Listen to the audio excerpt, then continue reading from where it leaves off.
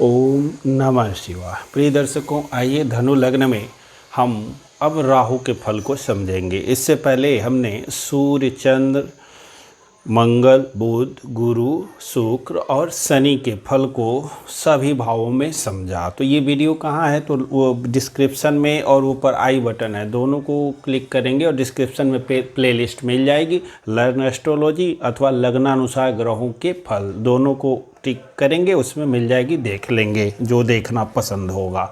बहुत सारे लोग हैं अभी हो सकता है पहली दूसरी वीडियो देखने को मिले, तो उनको वो वीडियो मिल जाएगी।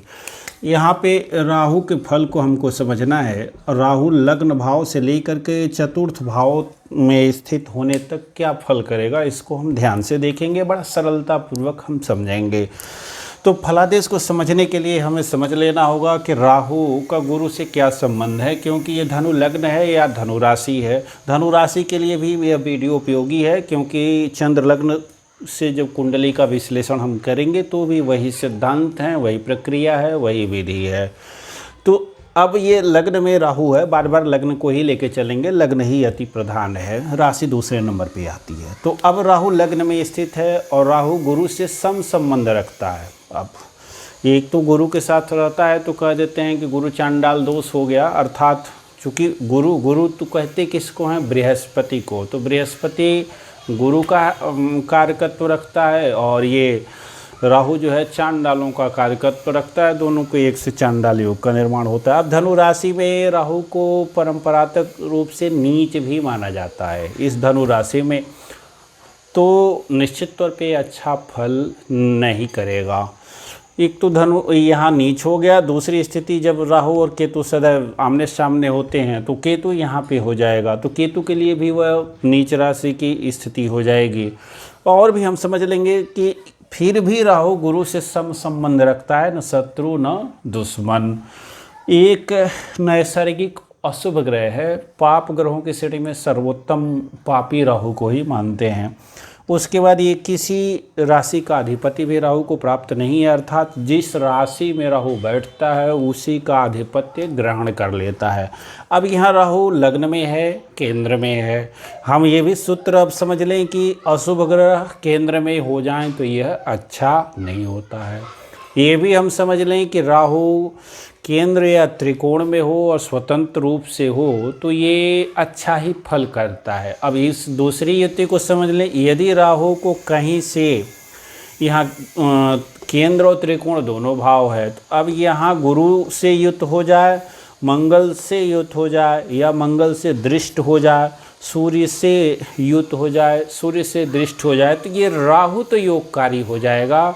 अब कहेंगे तो अन्य दोषों का क्या होगा, वो उन ग्रहों पे जब विचार करेंगे तो उनको समझेंगे। राहु योगकारी हो जाएगा, जैसे ही मंगल से, गुरु से और सूर्य से युक्त हुआ वैसे ही।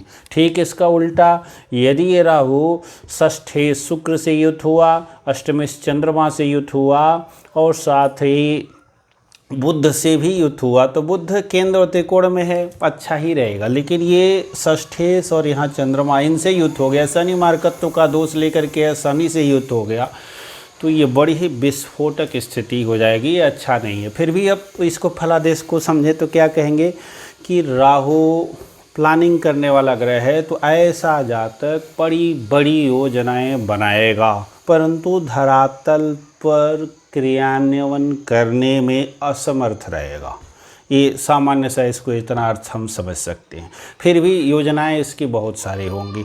यदि बुध और गुरु ठीक ठाक स्थिति में रहेंगे तो राहु अपना उतना बुरा फल नहीं करेगा, किंतु यदि गुरु बलहीन हुआ तो ये राहु मतिभ्रम देगा, क्योंकि इस राहु की पांचवी दृष्टि, यहाँ दृष्टियों को हमने नहीं लिया तो गुरु के समान ही इसकी दृष्टियों को भी हम 5, 7 और 9 लेते हैं मुख्य।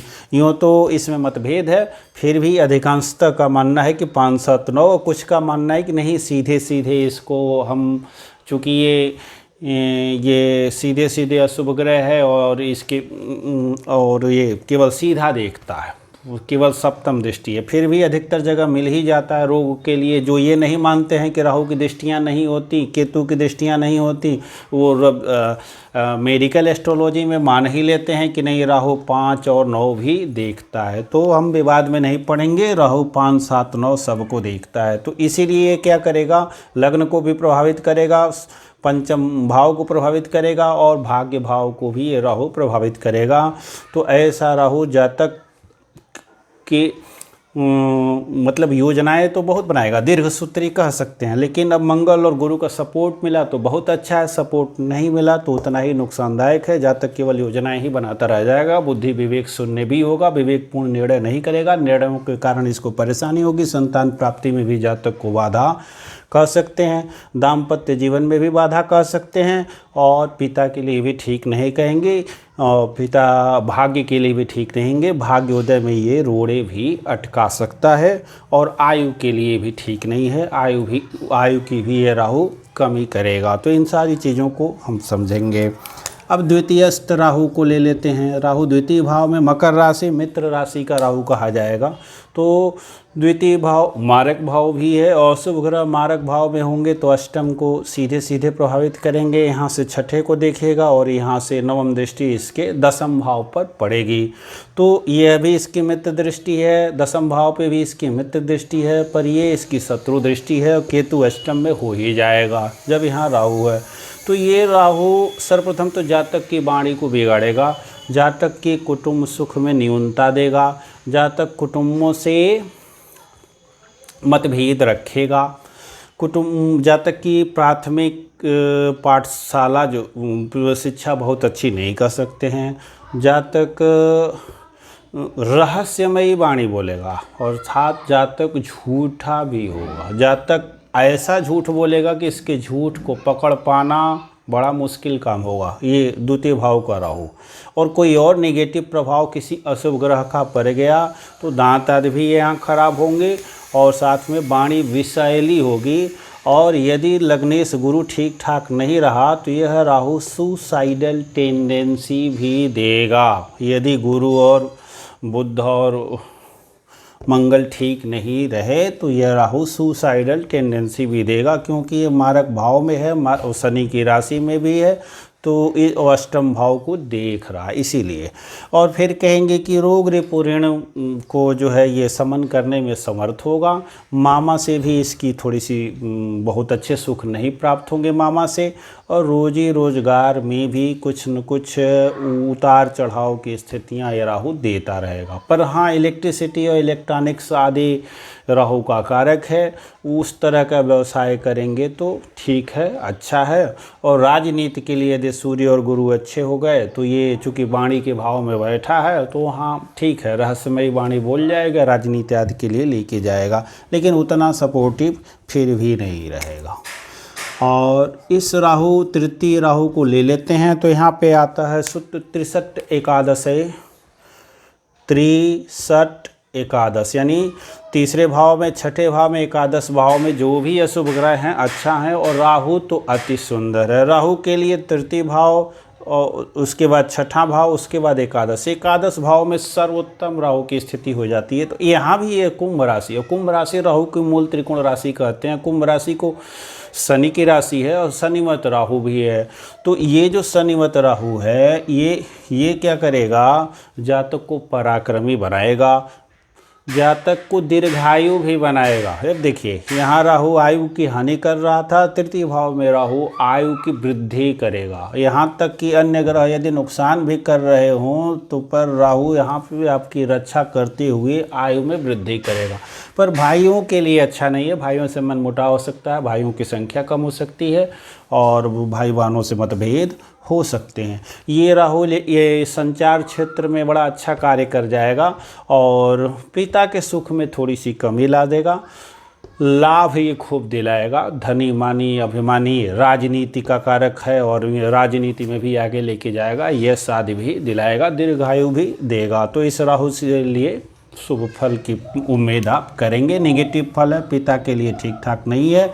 दूसरा जो है भाग्य में कुछ न कुछ रोड़े अटकाएगा। तो अब कैसे कहेंगे, पहले ही कह दिया गया 63 एकादश से राहु धन भी देगा, तो अब इस सूत्रों को देखिए कैसे समझना। अब यहाँ से इस दृष्टियों को नुकसानदायक माने या खराब माने। अभी हमने कहा कि राहु की दृष्टियाँ सदैव कुछ कमी देगी, तो यहाँ इसकी जो दृष्टि होगी वो केवल पिता के लिए अच्छी नहीं होगी और साथ ही धर्म भाव, धार्मिक रूप से भी ये धर्म को कम मानेगा, दिखावा अधिक करेगा। जैसे धार्मिक कम होगा, टीका चंदन पोत के और खूब ये सब चोटी वोटी रख के बड़का धार्मिक बन जाएगा, खूब जटा वटा रख लेगा, लेकिन भले ही ध्यान में मन न लगे, ध्यान का ढोंग ये कर लेगा। काल नीवी राक्षस कुल का है, तो काल नीवी की तरह से ये धार्मिक हो जाएगा, खूब राम जपेगा, तो धार्मिकता की कमी दे देगा। धर्म भाव भी है और पिता के स्वास्थ्य के लिए नुकसानदायक है। लेकिन जातक के लिए ये पहले ही धन देगा, तो जातक का भाग्योदय करेगा।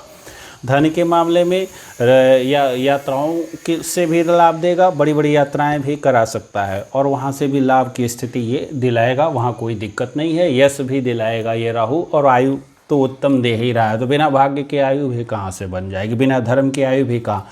तो ये इस तरह से समझेंगे। चौथे भाव में पुनः मीन राशि में राहु, ये गुरु की राशि में आ गया, केंद्र में आ गया, और जब केंद्र में राहु आ गया तो पुनः सूत्र अभी गुरु की दोनों राशियों का फल करेगा, इसका भी फल करेगा, इसका भी फल करेगा, करना चाहेगा, लेकिन जहाँ स्थित है उसका फल विशेष करेगा। तो ये राहु केंद्र में है। यदि ये त्रिकोणेश से, मंगल से और सूर्य से संबंध बना ले अथवा गुरु से भी संबंध बना ले, तो ये राहु राजयोगकारी हो जाएगा। तो गुरु से युक्त हो तो चंडाल योग का दोष लगाएंगे, वो अलग विषय है। लेकिन योग, राजयोग के मामले में पराशर जी कहते हैं कि गुरु से युक्त होने पे, मंगल से युक्त होने पे, सूर्य से युक्त होने पे ये राजयोग देगा। तो नुकसान क्या करेगा? किसी भी अशुभ ग्रह सूर्य या मंगल से युक्त हुआ तो माता के सुख को बचपन में ही छीन लेगा। शनि से युक्त हो गया अथवा शुक्र से शनि से युक्त हुआ, तब तो माता का सुख निश्चित तौर पे बचपन में ही ये ले लेगा। ये राहु, और कोई वर्ग कुंडलियों में जाने की ज़रूरत नहीं है। यदि इसकी अंतर्दशा वगैरह आ गई तो माता को कष्ट ये निश्चित तौर पे देगा। जातक को भी हृदय संबंधी परेशानी देने में ये गुरेज नहीं करेगा, कुछ न कुछ ये परेशानी, रोग देगा। योग भले दे दे लेकिन रोग भी ये देगा। भूमि भवन वाहन के सुख के लिए थोड़ी सी विलम्ब होगी, क्योंकि शनिवत राहु है, पर ये अंततः वह सब सुख दे देगा। माता के स्वास्थ्य को लेकर विशेष परेशानी हो सकती है। इसकी दृष्टियाँ पड़ेगी यहाँ पे अष्टम भाव पे, तो और अष्टम भाव पे, उसके बाद से दसम भाव पे, उसके बाद से यहाँ। तो ये ऐसा राहु गृह सुख को भी कमी कर सकता है, तो विदेश की यात्राएं कर सकता है जातक, या घर से दूर रह सकता है। अध्यात्म आदि में रुचि बहुत अच्छी नहीं कह सकते हैं। रिसर्च आदि में भी ये राहु बहुत योग नहीं दिला सकता, परेशानी जरूर देगा। योग, दर्शन, अध्यात्म आदि में भी विशेष जो है महारत हासिल नहीं हो पाएगी। कर्म क्षेत्र में, यश के क्षेत्र में कह सकते हैं कि भी ये न्यूनता लेकर के आएगा। तो ये राहु के फल रहे, और अंत में हम पुनः अगली वीडियो में लेकर के चलते हैं, और पंचम से लेकर के अष्टम तक। चैनल को सब्सक्राइब करें, वीडियो को लाइक करें।